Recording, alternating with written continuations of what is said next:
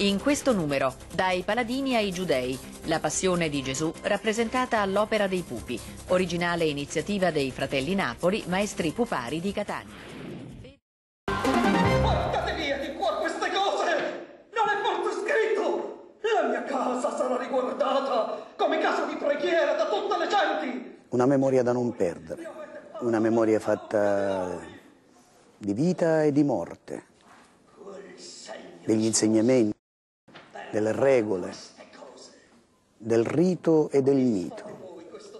Partire, ritornare, attraversare, stancarsi, remare ancora, riapprodare, per raccontare a vecchie e nuove generazioni un teatro, un'arte, una tradizione. Vita e morte, mistero e passione, rito e mito. Se il teatro dei pupi è tutto questo, lo è anche figurativamente e plasticamente in forza di quella tradizione sacra come ogni altro tassello di questo straordinario mosaico di storia, fede e cultura popolare documentata da Giuseppe Pitrè, per la quale nei giorni di Pasqua veniva sospeso il ciclo cavalleresco per mettere in scena la passione, morte e resurrezione di Gesù Cristo. Sei tu il re dei giudei?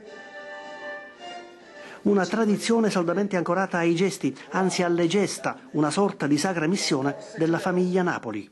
Perché la volontà è stata sempre quella di non fare morire i nostri eroi paladini, il mito della nostra terra, gli eroi leggendari a cui il popolo siciliano ha voluto affidare la rappresentanza di se stessi. E con i trionfi degli imperatori di Roma. Io li ricordo ad uno, questi uomini con la coppola, che dopo una giornata di lunga fatica nei campi, nei carretti, in qualsiasi altro umile ma onesto lavoro, non mancavano una puntata nel seguire le avventure dei paladini, che erano un po' anche le proprie avventure, era il proprio corso di vita, giustizia, onestà, lealtà, amore, la difesa dei deboli, l'eterna metafora della lotta del bene contro il male.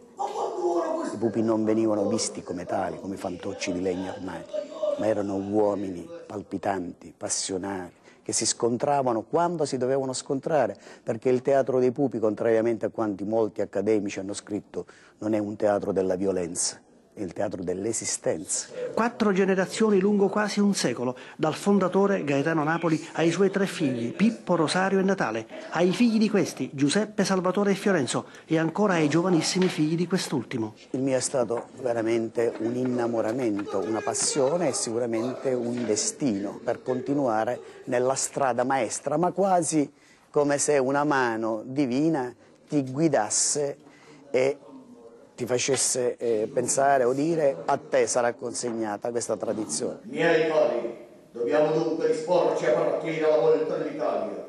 Mio padre si spese in tutta la sua vita nel dire, e fu lui proprio nella sua crescita a trovare il momento, lo scontro epocale con l'imperante massificazione, con i nuovi mezzi di comunicazione, cinema e televisione. E quando tutti gli altri pupari deposero le armi, Natale Napoli disse: i miei pupi non devono morire. E da solo, con la bicicletta, con i primi scooter, girando a destra e a manca, trovava sempre una casa per i suoi pupi. E noi siamo cresciuti con lui, con questi suoi insegnamenti. Sono io, signora! Chi vuoi? Il pubblico dell'Opera dei Pupi di una volta non esiste più, quello che tutte le sere andava a vedere le puntate. La società è cambiata, ma il teatro no, la maniera di operare no, i codici e le regole no, quindi il codice vocalico, quello gestuale, quello della messa in scena, quello di sapere e capire come un personaggio andava parlato, maniato, vestito. 4 generazioni, 3 delle quali oggi contemporaneamente sulla scena. I più giovani sono Dario, Davide e Marco Napoli, con le loro fidanzate che, si dice, abbiano un vincolo: sposare con loro anche i pupi di famiglia. Sì, io lo chiamo, insomma, un vincolo positivo, anche perché sposando noi, come dice sempre papà, sposano comunque l'arte, sposano il puparo, e con la parola puparo sappiamo che comunque si intende un po' tutto, il costruttore, lo scenografo, oggi il docente. l'impegno c'è sempre stato, sin da bambino. Io lo chiamerei più una passione innata che ci ha condotto comunque a percorrere questa strada sin dall'inizio. Quello che vediamo è Ponzio Pilato, una delle ultime creazioni della marionettistica Fratelli Napoli, uno dei pochi pupi che all'interno dello spettacolo di Cristo al Golgota tiene un'armatura, in questo caso ancora luccicante perché ha pochi giorni di vita. E adesso pensateci voi!